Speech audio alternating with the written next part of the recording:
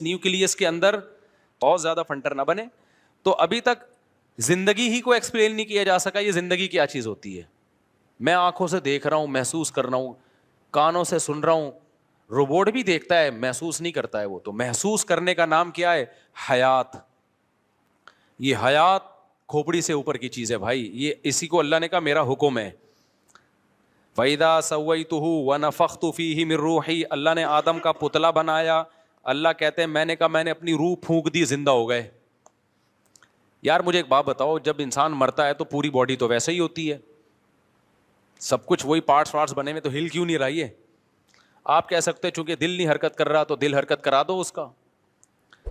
ماں کے پیٹ میں کیسے دل حرکت کرنا شروع کرتا ہے بھائی فرسٹ ٹائم؟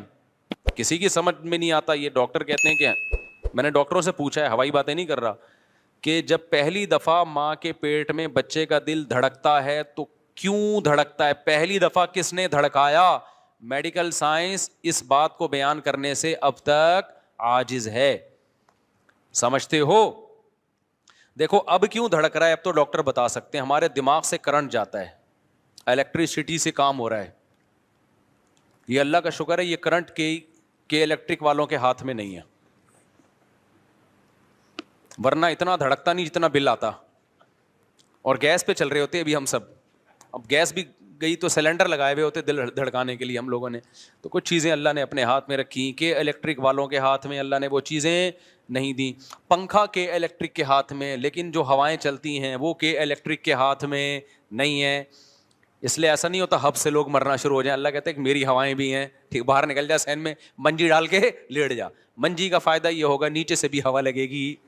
صحیح. مولٹی فوم والوں نے جو گدے بنائے اوپر سے لگے گی, نیچے سے نہیں لگے گی. تو مولٹی فوم کے گدے پہ جب آپ لیٹیں گے تو کے الیکٹرک والوں کے محتاج ہوں گے. وہ پنکھا چلائیں گے تو ہوا لگے گی, ادروائز نہیں. لیکن اگر آپ منجی پہ لیٹیں, چارپائیوں پہ لیٹیں, تو بھائی اس میں سے آٹومیٹیکلی جب ہوا چلے گی تو چاروں طرف سے آپ کو ہوا لگے گی. اس لیے اپنے آپ کو بہت زیادہ ان چیزوں کا محتاج نہ بناؤ, قدرتی ماحول میں رہنے کی عادت ڈالو. سمجھتے ہو کہ نہیں سمجھتے ہو؟ میں سعودی عرب میں 2 مہینے رہا, ایئر کنڈیشن ہی میں رہتے ہیں. میرا دماغ خراب ہو گیا وہاں پہ, میرا دماغ پھٹنے لگا. میں آیا گھر میں 2 مہینے بعد, جب میں آیا نا میں نے پنکھا چلا کے لیٹا یار, کھڑکیاں کھول دی کمروں کی. خدا کی قسم جو نیچرل میں مزہ ہے نا وہ آرٹیفیشل میں نہیں ہے. پتہ نہیں لوگ 24 گھنٹے اے سی میں بڑھتے کیوں نہیں ہیں. عجیب ذہنی کوفت ہونا شروع ہو جاتی ہے. عادی ہو گئے ہیں, ہم نے اپنے آپ کو عادی کیا ہی نہیں ایئر کنڈیشن کا. تو میں کیا کرتا ہوں, میں تو آتا ہوں, میں آیا, میں نے گھر کے چاروں کھڑکیاں مڑکیاں کھولی آرام سے. گھر ایسا بنایا کوئی کھڑکیاں کھول کے بے پردگی نہ ہو. آج کل گھر بھی اس طرح کے ہوتے ہیں کہ وہ کہیں نہ کھڑکی کھول سکتا ہے آدمی, نہ کہیں صحن میں لیٹ سکتا ہے. تو اس سے یہ جو نیچرل لائف ہے نا یہ سکون دیتی ہے انسان کو. پنکھے کی بھی اپنا مزہ ہے بھائی, اگرچہ پنکھا نیچرل نہیں ہے لیکن اس کو ڈنگ ڈنگ ڈنگ کی آواز کا اپنا مزہ ہے. ابھی جو میں اگرچہ تم لوگ دین سننے کے آئے تھے لیکن تھوڑی سی باتیں بھی سن لو نا. میں جب جاپان گیا نا ابھی, تو مجھے جو کمرہ دیا ارشاد بھائی نے, وہ اس میں سردیاں تھیں تو پنکھا تو چلا نہیں سکتے تھے. اب ہیٹر چلاتے تو مجھے ہیٹر سے تکلیف ہوتی ہے. یہ جو ہیٹر ہوتا ہے نا ایئر کنڈیشن میں, جو ہیٹر بھی چلتا ہے نا, یہ عذاب ہے. یہ گیس کا ہیٹر بھی ایک عذاب ہے. لکڑیوں کی آگ بھی ہم نے تاپی ہے, اس میں وہ ٹینشن نہیں ہوتی جو گیس کے ہیٹر میں ہوتی ہے. پتہ ہے آپ کو, لکڑیوں کی آگ جلا دو نا کمرے میں, اس سے جو ہیٹ ملتی ہے اس سے آدمی اسٹریس ڈپریشن میں نہیں جاتا. یہ جو گیس کا ہیٹر ہے نا یہ عجیب سی چیز ہے یہ.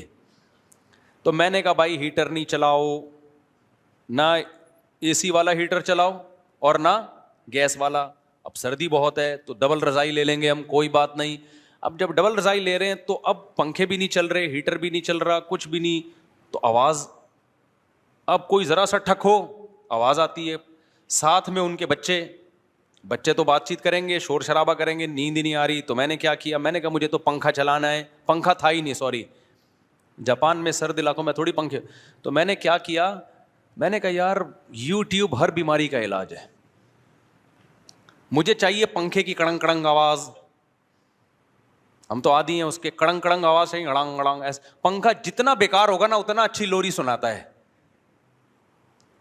پنکھا جتنا خراب ہوگا نا, کڑنگ گڑنگ گڑنگ گڑنگ ایک فریکوینسی کے ساتھ وہ گڑنگ گڑنگ کرتا ہے, اس کا اپنا مزہ ہے یار, بچپن یاد آتا ہے. بچپن یاد آتا ہے. پہلے بڑے آڑے ترچے پنکھے ہوا کرتے تھے نا, گڑنگ گڑنگ گڑنگ گھوم رہے ہوتے تھے, لگتا تھا یہ ہم پہ گر جائے گا. اور ایک دفعہ میں نے پنکھا گرتا ہوا بھی دیکھا ہے, پنکھا ایسے کھڑا ہوا تھا, گڑنگ گڑنگ گڑنگ گھومنے کا بھی